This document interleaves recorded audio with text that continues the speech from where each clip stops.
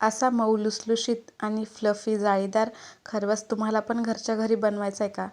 तर नमस्कार मंडळी, welcome back to my YouTube channel. कसे आहात तुम्ही सगळे चांगले असाल. तर काल आमची गाय व्याली आहे आणि गाय व्याली म्हटल्याच्या नंतर घरी खरवस तर बनणारच ना. तर चला तुमच्यासोबत मी शेअर करते माझी आई घरच्या घरी खरवस कसा बनवते ते. तर ज्या दिवशी गाय व्याली होती त्या दिवशीचं पहिल्या वेळेचं हे दूध आहे. याला चीक म्हणतात. घट्ट, अतिशय घट्ट दूध असतं आणि ह्याचा रंग एवढा भारी असतो ना, असं वाटतं की ह्या दुधामध्ये केशर मिक्स केलं आहे. तर खरंच खूपच सुंदर रंग असतो ह्याचा. तर काय करायचं, तुम्हाला जेवढा हवा तेवढं तुम्ही दूध घेऊ शकता, पण त्याच्यासाठी चिकाचं दूध हे महत्त्वाचंच असतं. तर त्यामध्ये चिकाचं दूध ॲड करायचं तुम्हाला जेवढा खरवस बनवायचा आहे तेवढा. तर हे बघा, ते ह्या पातेल्यातलं जे गुंडीतलं जे दूध आहे ते चिकाचं दूध होतं. तर त्या पातेल्यातल्या दुधामध्ये मिक्स केलं. तर चिकाच्या दुधामध्ये तुम्ही तुमच्या आवडीनुसार साखर किंवा जे गूळ असतो तो तुम्ही ॲड करू शकता. आम्ही ह्याच्यामध्ये साखर ॲड केली होती आणि आईने ती छानपैकी अशी मिक्स करून घेतली होती हाताने. ह्याच्यामध्ये तुम्ही जायफळ किंवा इलायची पावडर पण ॲड करू शकता. तर अशा प्रकारे छान असं एकसारखं जी साखर होती ती ढवळून घ्यायची, मिक्स करून घ्यायची आणि तुम्हाला ज्या भांड्यामध्ये, ज्या कंटेनरमध्ये खरवस बनवायचा असतो त्यामध्ये ते दूध ओतून घ्यायचं. हे दूध जास्त असल्यामुळे अशा भांड्यामध्ये हे ओतलं होतं. जर दूध कमी असेल तर तुम्ही केकच्या भांड्यात किंवा जे कुकरचे भांडे असतात त्याच्यामध्ये किंवा ताटामध्ये पण बनवू शकता ढोकळ्यासारखं. तर त्याच्यामध्ये पण खरवस होतो.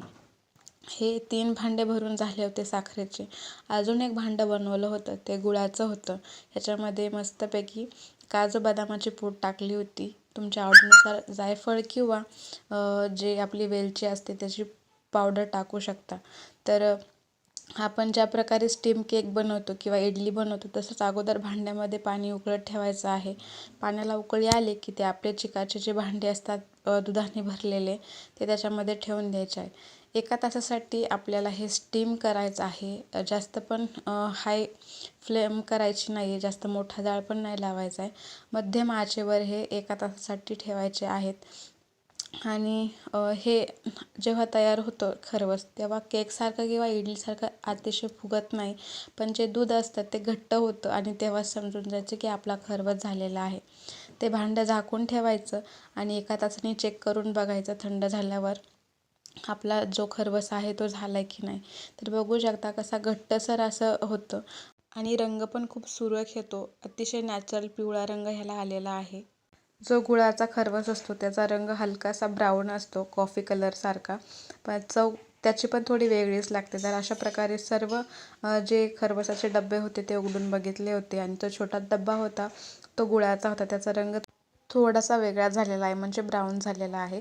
जेव्हा मी तो खरवस कट केला तेव्हा खूपच घट्टसर होता आणि चवीला एक नंबर झाला होता. अतिशय सुंदर तर दिसतच होता, पण चवीला अगदी उत्तम झाला होता. ह्याची चव मी शब्दात व्यक्त नाही करू शकत. खरंच असं म्हणतात ना, गावचं सुख ते गावचंच असतं. शहरामध्ये आपण किती पण पैसे देऊन असा खरवस नॅचरल जो घरचा असतो तसा मिळतच नाही आणि ते खरंच आहे. गावाकडचं जे असतं ते सोनंच असतं, कोणतीही गोष्ट असो.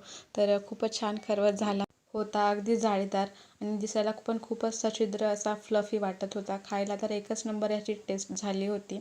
तुम्ही पण एकदा नक्की घरी करून बघा आणि हा व्हिडिओ तुम्हाला कसा वाटला मला कमेंट बॉक्समध्ये सांगायला विसरू नका. पुन्हा भेटू नेक्स्ट व्हिडिओसोबत. तोपर्यंत like, share, subscribe. Bye bye.